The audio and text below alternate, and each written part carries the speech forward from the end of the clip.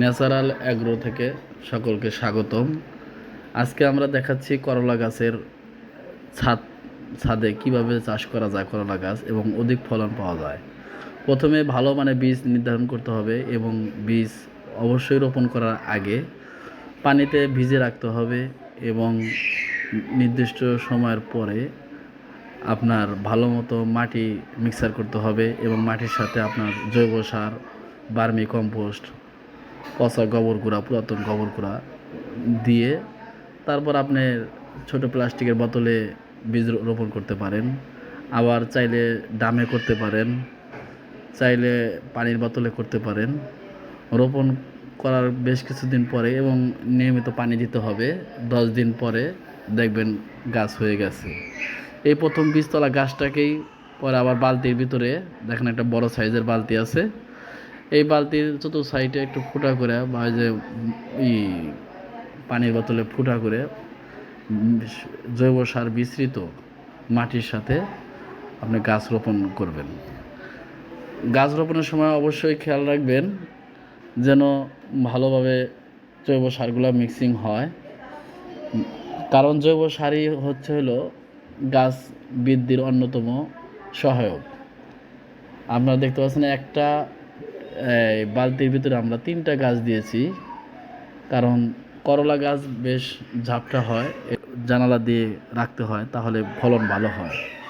গাছ রোপণ করার পরে অবশ্যই ভালো একটু পানি দিবেন প্রতিদিন। পানি দিলে গাছের বৃদ্ধি ভালো হবে এবং মাঝে মাঝে বিভিন্ন ধরনেরই শাকসবজি জৈব সার মিক্সিং করতে পারবেন এবং অনেক ভালো মানের যদি জৈব সার দেন তাহলে আপনার গাছের ভালো হবে, গ্রোথ ভালো হবে। এবং ছাদে যত কম জায়গায় হোক, স্বল্প পরিসরেও ব্যাপক করলা আপনি পেতে পারেন। ব্যাপক হারে করলা পেতে অবশ্যই গাছের যত্ন করতে হবে, নিয়মিত পানি দিতে হবে, কিছুদিন পর পর জৈব সার দিতে হবে। কেননা ছাদে যে টবে বা বালতিতে আপনারা করলা চাষ করবেন সেখানে তো বাইরের মাটির তেমন সংযোগ নেই, যার কারণে ঘন ঘন এখানে আপনার 10 দিন 15 দিন পরপরই বিভিন্ন জৈব সার দিতে হবে, ভার্মি কম্পোস্ট দিতে হবে। মাঝে মাঝে আপনার সরিষা খোল ভিজে পানি দিলে গাছের গ্রোথ আরও ভালো হয় এবং ফলন অনেক বৃদ্ধি পাবে। আপনারা এবং ভাতের মারের পানিও দিতে পারেন, তাহলে অনেক গাছের গ্রোথ ভালো হয়।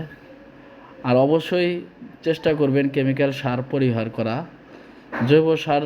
যত জৈব সার দিবেন তত গাছ ফলন ভালো হবে এবং গাছের গ্রোথ ভালো হবে। করলা খুব সংক্ষিপ্ত সময়ে চাষ একটা সবজি, অল্প টাইমে আপনার এটার ফলন পাওয়া যায় এবং ব্যাপক ফলন ধরে। আপনারা অবশ্যই গাছের যখন রোপণ করবেন করলার ভালো জাত নির্ধারণ করবেন।